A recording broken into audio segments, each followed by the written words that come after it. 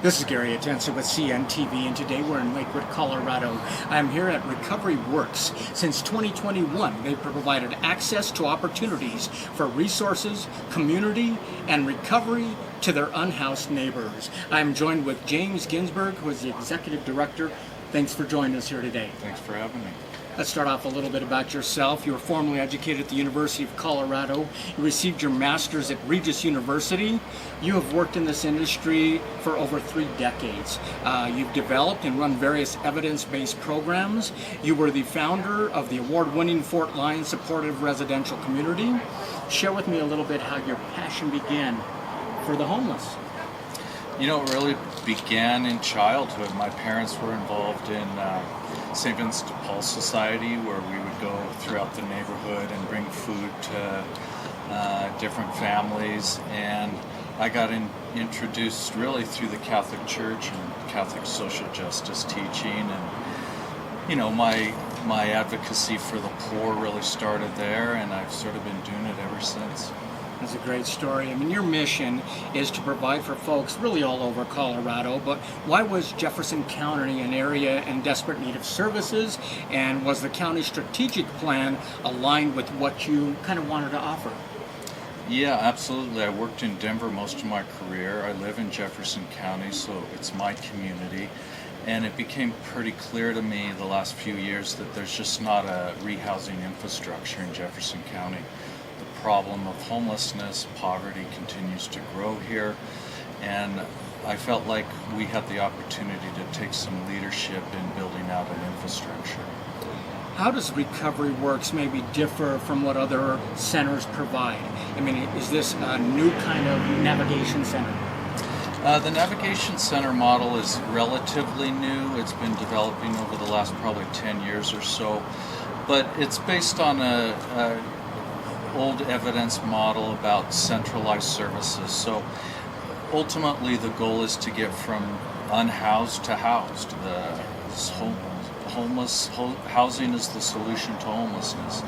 And oftentimes that's a very circuitous path. There's a lot of steps to get from the street into housing, and instead of going to a variety of organizations and being bopped around, we really try to provide a one-stop shop, and it really condenses the time that it takes for somebody to get off the street. Excellent. All under one roof, very effective. I mean, is it challenging enough being healthy and homeless? But for those who have been released from the hospital, still healing, it can be overwhelming. Explain what Respite looks like with the support of the center. So you and I, if we go to the hospital and we get discharged, we go home, and hopefully we have loved ones taking care of us and we can recuperate indoors. Those folks who are unhoused go right back to the street. This winter we had a number of folks had amputations because of the cold, and so instead of going right back to the street to try to recuperate, which usually doesn't, they don't complete that recuperation, they end up back in the hospital.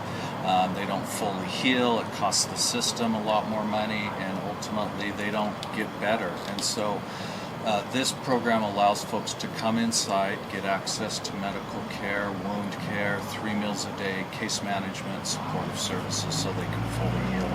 Excellent. I mean, to have a safe and supportive place to recuperate for a period of time, I mean, that has to be welcomed by so many. What about discharge planning, transition assistance into more stable housing environment? Is that also a big part of what you do? It's certainly a big part of it when the resources are there. Ultimately, we're really, we're rationing inadequate resources every day. And so most folks go right back to the street. For the year, the average length of stay is about 30 days, but we'll hold on to folks longer if we think we can make a more solid transition.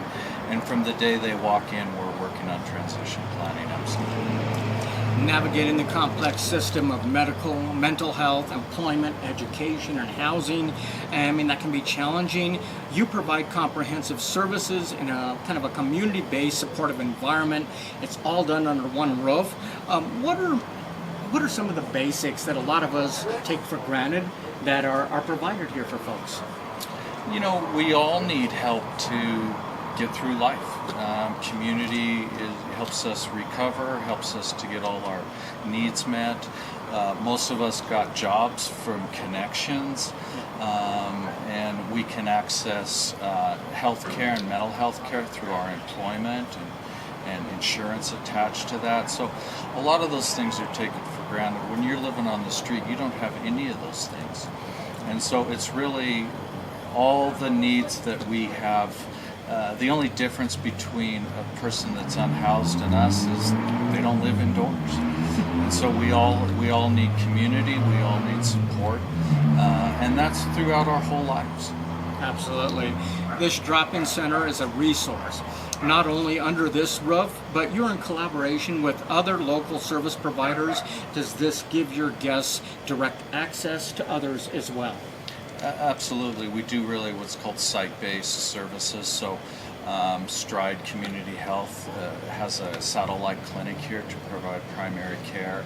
We have direct access to Jefferson Center for mental health care. You can see today we have West Metro Fire comes in and provides medical care. Folks can get their ID right here. The motor vehicle comes and sets up shop here. We have a dental clinic set up here. So ideally, again, it's all of your needs to get off the street can potentially happen through this one site. Really at the heart of its mission, Recovery Works creates opportunities for recovery. What are some of the many types of recovery, like that of addiction, that you can help with? Yeah, and we think of recovery in the sort of broadest sense of the word. Yeah. Recovery from trauma, recovery from homelessness. And so we certainly have addiction treatment, individual and group therapy, mental health care. It's recovering who we really are. So we're really trying to identify lost dreams and lost hopes and lost opportunities and re-engage folk. It's never too late to start working, to get reconnected with family, to recover from your addiction. Excellent. The center offers one-on-one and group peer-directed support, really on demand, and with a curriculum-based 12-step program. Does this become a safe place to be reconnected with a healing community? Absolutely. Ultimately, addiction is an isolating experience, and recovery happens in community. And we use peer-based, so many of our staff have lived expertise in addiction and homelessness and recovery, and so they can really relate to the folks that are walking in. We're not in this hierarchical structure where we're the experts. Everyone is an expert in their own life, and we're really just trying to facilitate them reacquainting themselves with their own internal resources and their own capacity. The term R3, Respite, Resource, Recovery. I mean, the stats show that life expectancy is 20 years less for those without a home, so access to primary health care is critical. You touched on the primary care clinic. Give me a little bit more information about that and how often they can tap into that. So Stride Community Health, which is a local community primary care center, sets up a satellite clinic with a provider, so a nurse practitioner and a nurse once a week, and then anybody who walks in here can access that. That also gets them connection to a primary health provider ongoing.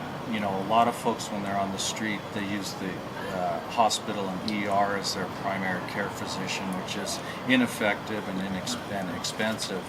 And so this also gets them connected to community health centers so that they're appropriately using health care services moving forward. Wow, that's powerful. And unlike the delays they may experience out in the public, your morning guests can have a same-day afternoon meeting with a case manager many times. This efficiency has to be a much appreciated change for many of these folks. It is. It's hard to keep appointments when you're on the street. You're trying to survive. You don't know. You're getting swept from one encampment to another. You're trying to find food and shelter and just stay alive. And so to say, hey, why don't you come back next Tuesday at 3:30, it typically doesn't work. So what we try to do is do mostly same-day appointments. So we'll engage you with emergency services, food and shower and laundry in the morning. And then after we close the drop-in center, we'll retain a number of people, and you can just stay, and then we'll meet one-on-one and really dig into comprehensive rehousing case management. Wow. Very impressive. I mean, hopefully we have shown Recovery Works is needed for the folks here in Colorado. How does the community support it? How can individuals and businesses get involved? And what do you see for the future? Are we moving forward? Tell me a little bit. I mean, anybody can get involved. We have a lot of volunteers. The community's been very supportive. The city of Lakewood, the county, all the service providers, the Action Center has given us this access to this building for free. Businesses often ask, how can we be of support? We're looking at expanding to a much larger facility in the next month or so, including potentially a year-round emergency shelter. There are no shelter beds in this entire county. So, yeah, you know, we don't want to have to provide emergency services. We want everybody to be in affordable housing, but until that day comes, we want to try to continue to fill that gap. Until that day comes, definitely so, and then you'll be there to help them transition out and become effective in the community. That's exciting. James, you have dedicated much of your life honoring the inherent dignity of the human person by working to resolve homelessness while enhancing housing stability and recovery. As you read and you hear the guest stories, is this rewarding for you and your team? Absolutely. I mean, you have to do something every day, right? When you get up in the morning, and you know, it's just people, and I'm as in need as the folks that are on the street, like I said before, and just individual stories that are really no different than mine. It's a real honor for me. I'm blown away every day that people trust me with their vulnerability and with their stories, and it's a pleasure for all of us. And we have a staff that almost is laying down their lives for people. They're unbelievable. Could never do it without all the staff of Recovery Works. I would have to agree. I've even thought about producing a TV show where I interview these stories, make people realize they're just like you. Okay, and so that's pretty powerful. Viewers, let's take a look at the bottom of the screen right there. What you're going to see is their website. On the website, you can see all the services they provide. You can learn more about the team whose passion is to provide these resources. Read the guest stories, obviously, and then do your part. Be it a donation, volunteering, or becoming a sponsor. Once again, that is Recovery Works, providing access to opportunities for resources, community, and recovery for our unhoused neighbors here in Colorado. This is Gary Atencio with CNTV.